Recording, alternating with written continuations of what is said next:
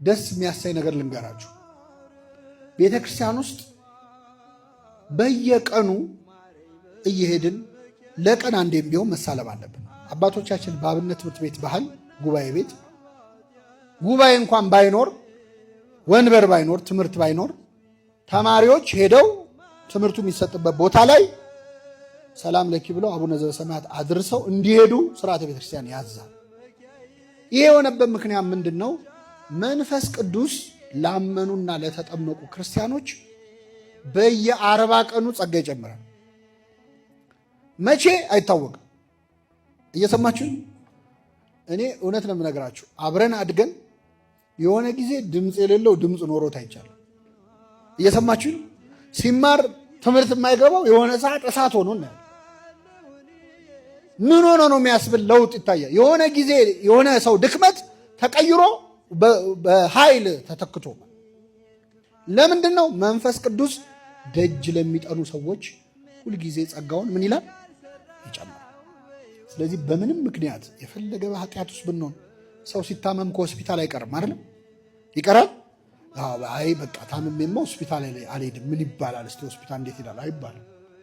ስትታመም ነው። የፈለገ ብንረክስ ቤተክርስቲያን ደጅ ገብተን ሳንሳለም መዋል የለብን። ከ40 ቀን አንዱ ቀን ነው ያቀ ይደርሰናል። ሀብተ መንፈስ ቅዱስ ይታደለናል፣ ይጨመርልናል። ከዚህ በፊት ያልሰሩ ቅድም ያልናቸው ሪሞቱ ላይ ያሉ እንትኖች ከኛ ማንነት ውስጥ ያልተጠቀምንባቸው አቅሞቻችን ይወጣሉ። ጸጋ መንፈስ ቅዱስ ይጨመራል። ዕለት ዕለት በቤቴ መግቢያ የሚተጋ የደጄንም መድረክ የሚጠብቅ ይላል እኔን ያገኘ በረከት ያገኛል። ይሄ መጽሐፈ ምሳሌ ላይ ራሱ እግዚአብሔር ቃል የገባው ነው። ዕለት ዕለት በቤቴ መግቢያ የሚተጋ በእግዚአብሔር ቤት መምጣት ብቻ ራሱ የሚያስጨምረው ጸጋ አለ፣ የሚያስጨምረው ዋጋ አለ። እንዴት እድለኞች ናቸው 24 ሰዓት ቤተክርስቲያን የሚሉ ሰዎች አሉ። በተለይ እኔ በጣም እቀናባቸው የአእምሮ ህመምተኞች ወይ በሆነ ችግር ምክንያት ከእግዚአብሔር ቤት ይበቃሉ። ታውቃላችሁ፣ ሳይታሰብ ይበቃሉ፣ ቅድስና ደረጃ ይደርሳል። ከመላእክቱ ጋር አብሮ እንደመኖር ስለሆነ ማለት ነው። ለዚህ ነው ነቢየ እግዚአብሔር ዳዊት አቤቱ በቤትህ የሚኖሩ የተመሰገኑ ናቸው። እግዚአብሔር ቤት መኖር መቆየት ራሱ የራሱ ጸጋ የራሱ ዋጋ ስላለው ማለት ነው። ስለዚህ ይህንን ጾም በህይወታችን በቤተክርስቲያን ባለን አገልግሎት እግዚአብሔር በሰጠን ጸጋ የምንጠቀምበት እንዲሆን፣ በግል ህይወታችን ደግሞ ድክመቶቻችንንም ጥንካሬዎቻችንንም እናውቃቸዋል። እስካሁን የህይወቱን ዓላማ ያለየ አቅጣጫውን ያለየ ሰው ይኖራል እኛ መሃል። ምንድን ነው እግዚአብሔር በእኔ የሚሰራው? የእኔ ጸጋ ምንድን ነው? ከሰው ጋር እያወዳደርክም መሰቃየት የለብም። እነገሌ እንዲሆኑ እኔ በቃ ከንቶኝ የቀረው ማለት የለብም።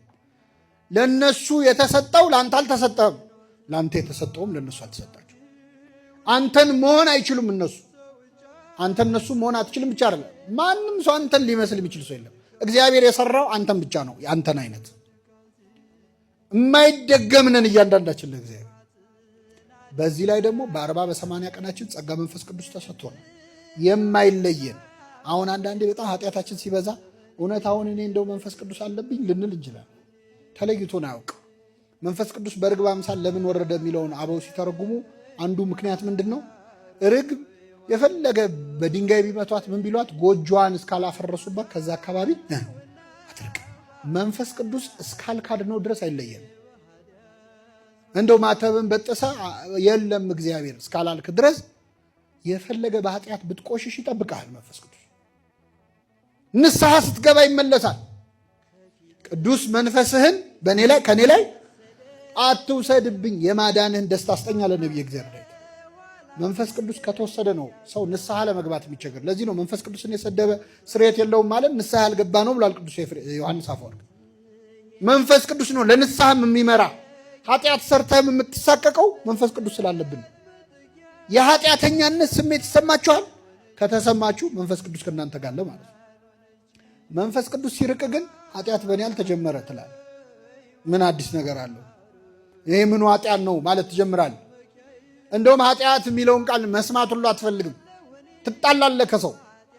መንፈስ ቅዱስ ካለ ግን ትጨነቃለህ፣ ትሳቀቃለህ። በሰራው ኃጢአት የሚወቅስህ አብሮ ስላለ ነው። መንፈስ ቅዱስ ሲርቅ ግን ከባድ ነው። ቅዱስ መንፈሱን ከኛ ላይ ይውሰድብን። ዳዊት ቅዱስ መንፈስህን ከኔ ላይ ምን አትበል አለ። አይቷላ ሳኦል መንፈስ ቅዱስ ሲርቀው ምን እንደሆነ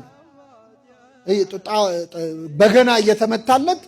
እኛ ሰው መዝሙር ለዘመረ ሰው ዝማሬ መላእክት እሱ ጦር ይወረውራል፣ ጦር ያስወረውራል። በገና ስትሰማ ያስጠላል፣ መዝሙር ስትሰማ ያስጠላል። መንፈስ ቅዱስ ከራቀ ጸጥ ያለ ጉባኤ አትወድም። ምንድነው አቀዘቀዙት እኮ ለምትል ቅዥቅዥ ያረጋል። እርጋታ፣ ሰላም፣ ቅዳሴው አያልቅልህም። ዝምታ ይጮህብሃል። መንፈስ ቅዱስ ሲርቅማ ሲቀርብ ግን ሰላም ታገኛለህ። ቤተ ክርስቲያን የመንፈስ ቅዱስ ማደሪያ መሆኗን በዚህ አናውቅ። ምንም ባታረጉ ቤተ ክርስቲያን ሄዳችሁ ቁጭ ስትሉ ሰላም አታገኙ። ምንም ሳትል እኮ ድምፅ ሳታሰማ ሰላም የምትሰጥ ቤተ ክርስቲያን እኮ። ንፋሱ ነው ወይ ዛፉ ነው? የትኛው ዛፍ? በተለይ የአዲስ አበባ ቤተ ክርስቲያን መንፈስ ቅዱስ ነው። ጸጥ ሲያደርግ ይታወቃል። ቅዳሴው ላይ ያለውን ሰላም የት ታገኘዋል? ገብቶት አይደለም። አብዛኛው ሰው የሚያስቀድሰው ግዕዙን አውቆት አይደለም፣ ግን ነፍሱ ሰላም ታገኛለች። እረፍት፣ ሰላም ያገኛል። ለምን? መንፈስ እግዚአብሔር ስላለ። ስለዚህ ቅዱስ መንፈሱን ከኛ አያርቅብን። ይህንን ጾም ሐዋርያት ጸጋቸውን ለማስጨመር ለመጠቀም እንደጾሙ እኛ ባለን ጸጋ ለነፍሳችን ድህነት ብንበቃ አድርገን የሰማነውን በልቡናችን ያሳድርብን።